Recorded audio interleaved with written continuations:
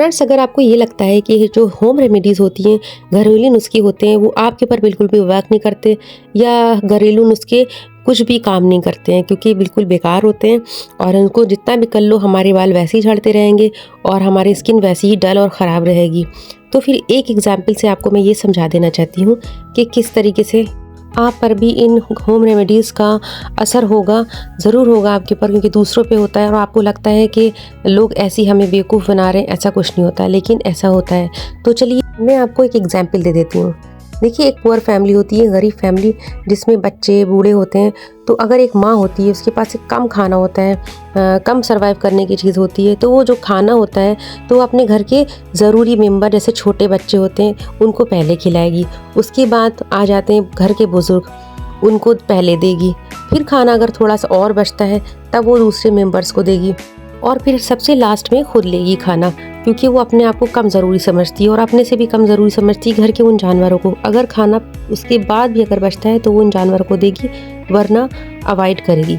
इसी तरीके से हमारा ब्रेन होता है। अगर हमारे शरीर में पर्याप्त पोषक तत्व नहीं है तो हमारा हार्ट होता है वो कम ब्लड बनाएगा और सिर्फ उन जगह पे भेजेगा जहाँ पे ज़रूरी है, जैसे कि लीवर को भेजेगा पहले, उसके बाद भेजेगा किडनी को आपकी देगा, जहाँ पे हमारी ज़िंदगी चलना ज़रूरी है, और लास्ट में आती है आपकी स्किन। देखिए, बॉडी में जितने भी ऑर्गेन्स हैं उनके बिना हम सर्वाइव नहीं कर सकते, इसलिए जितने भी पोषक तत्व हमने कंज्यूम किए हमारी बॉडी में है तो पहले हमारा शरीर उन जगहों पे उन ऑर्गेन्स को वो पोषक तत्व दे देगा, क्योंकि वो हमारे स्किन को ज़रूरी नहीं समझता है।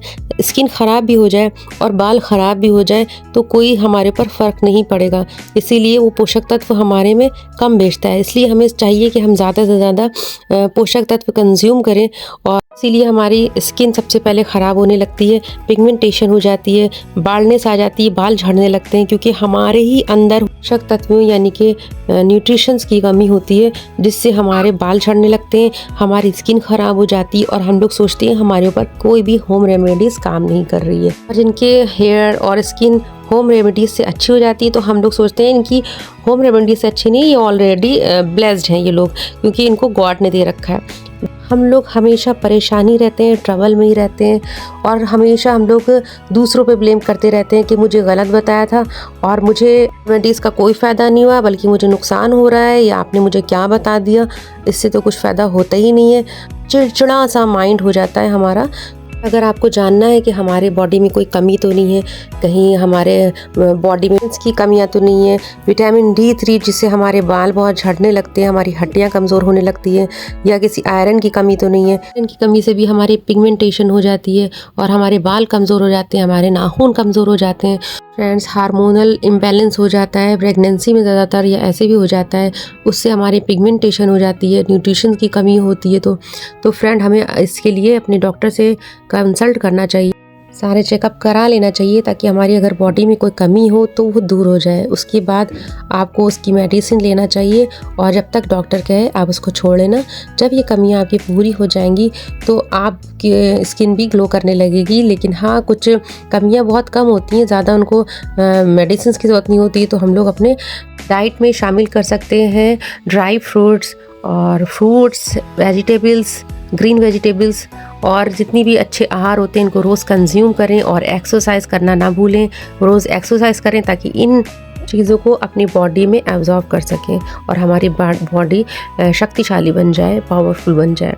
उसके अलावा फ्रेंड, लाइफ में स्ट्रेस फ्री रहना बहुत ज़रूरी है। तो फ्रेंड, जो स्ट्रेस है ना वो हर जगह है, दुनिया की हर कोने में स्ट्रेस है, तो आप इससे नहीं बच सकते, लेकिन हाँ स्ट्रेस फ्री रह सकते हैं। अपने आप को मेडिटेशन और योगा करके अपने आप को इससे बचाया जा सकता है। तो स्ट्रेस फ्री रहने की ज़्यादा से ज़्यादा कोशिश करें, अपने फेस पर स्माइल बनाए रखें। फिर देखिए किस तरीके से आपके ऊपर ये होम रेमेडीज़ असर करने वाली हैं और किस तरीके से आप तरोताज़ा फील करने वाले हैं।